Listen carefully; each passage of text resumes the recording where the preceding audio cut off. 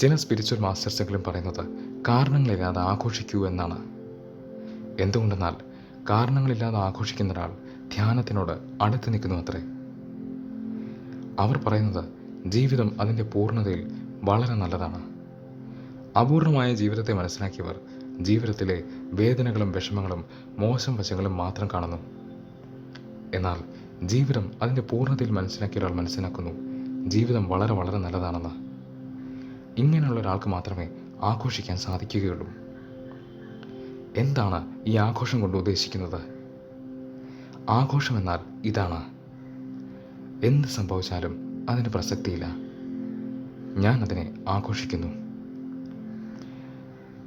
കാരണങ്ങളില്ലാത്ത ആഘോഷം, കണ്ടീഷൻസ് ഇല്ലാത്ത ആഘോഷം. നമ്മുടെ ഇപ്പോഴുള്ള ആഘോഷങ്ങൾക്കെല്ലാം ഒരു കാരണമുണ്ടാവണം, ഒരു കണ്ടീഷൻ ഉണ്ടാവണം. എന്തിന്? നമുക്കൊന്ന് ചിരിക്കാൻ പോലും ഒരു കാരണം വേണം. നമ്മളോട് ആരെങ്കിലും ഒന്ന് ചിരിക്കാൻ പറഞ്ഞാൽ എന്തിന് എന്ന് നമ്മൾ ചോദിക്കും. ഒരു കാരണമില്ലാതെ നമ്മളൊന്ന് ചിരിക്കുക പോലുമില്ല. ചിരിക്കാൻ പോലും സാധിക്കാത്ത ഒരാൾക്ക് കാരണമില്ലാതെ ആഘോഷിക്കുന്നതിനെക്കുറിച്ച് ചിന്തിക്കാൻ പോലും സാധിക്കില്ല. എന്നാൽ ധ്യാനത്തിനോട് അടുത്ത് നിൽക്കുന്ന ഒരാൾ കാരണങ്ങളില്ലാതെ ആഘോഷിക്കുന്നു. ജീവിതം എന്തെൻ്റെ മുന്നിൽ കൊണ്ടുവന്നാലും ഞാൻ അതിനെ ആഘോഷിക്കുന്നു. ആഘോഷം എന്നത് അവരുടെ ഒരു ആറ്റിറ്റ്യൂഡായി മാറുന്നു. ഇത് പറയുമ്പോൾ നമ്മളിൽ ചിലരുടെയെങ്കിലും മനസ്സിൽ ഒരു ചോദ്യം വന്നേക്കും: സങ്കടകരമായൊരു സാഹചര്യത്തിൽ, മോശമായൊരു സാഹചര്യത്തിൽ എങ്ങനെ ആഘോഷിക്കും? ഇവിടെയാണ് ആഘോഷം എന്ന വാക്കിൻ്റെ അർത്ഥവും ആഴവും നമ്മൾ മനസ്സിലാക്കേണ്ടത്. ആഘോഷം എന്നാൽ ബഹളം വയ്ക്കാനല്ല ഇവർ പറയുന്നത്. ആഘോഷം കൊണ്ട് ഉദ്ദേശിക്കുന്നത് നന്ദിയുള്ളവരായി മാറുക എന്നതാണ്.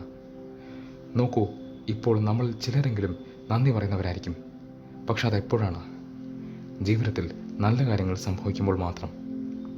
ജീവിതത്തിൽ എന്തെങ്കിലും നല്ലത് സംഭവിക്കുമ്പോൾ, എന്തെങ്കിലും വലിയൊരു കാര്യം നടക്കുമ്പോൾ നമ്മൾ ജീവിതത്തിനോട്, ദൈവത്തിനോട്, പ്രപഞ്ചത്തിനോട് നന്ദി പറയുന്നു. എന്നാൽ സന്യാസിമാർ പറയുന്നത് ജീവിതത്തിൽ എന്ത് സംഭവിച്ചാലും അതിന് നിങ്ങൾ നന്ദി പറയുക. ഗ്രേറ്റ്ഫുൾനെസ്. ജീവിതത്തിൽ എന്ത് സംഭവിച്ചാലും നന്ദി പറയുന്നൊരു ആറ്റിറ്റ്യൂഡാണ് നിങ്ങളുടെതെങ്കിൽ നിങ്ങളുടെ ആറ്റിറ്റ്യൂഡ് ആഘോഷത്തിൻ്റെ ആറ്റിറ്റ്യൂഡാണ്, സന്തോഷത്തിൻ്റെ ആറ്റിറ്റ്യൂഡാണ്. ഇങ്ങനെയാണെങ്കിൽ നിങ്ങൾ ധ്യാനത്തിൻ്റെ അടുത്താണ്.